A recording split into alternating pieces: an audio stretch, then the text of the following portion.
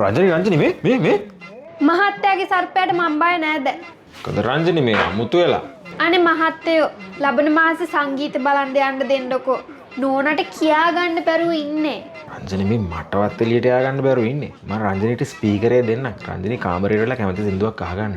අනේ මහත්තයෝ මගේ පරණ යාළුවෝ වගේකුත් එනවා සංගීත බලන්න.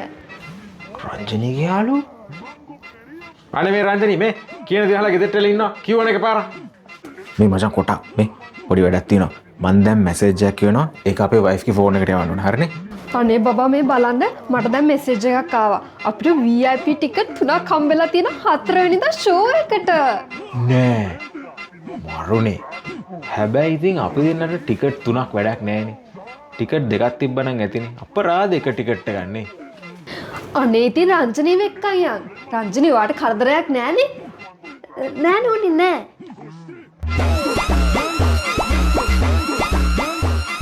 ඔයාගේ පරණ යාළුවොත් එක්ක බලන්න ඔන්න අලුත් කලාවක් කොන්සර්ට් එක මේ පාර පෝට් සිටි එකේ තියෙනවා. ජූලි 4 වෙනිදා ඔයාගේ යාළුවොත් එක්ක ඔයාලා ආසම කරන සින්දු අහන්න හොඳම දවසක්. මගේ යාළුවොත් එනවා.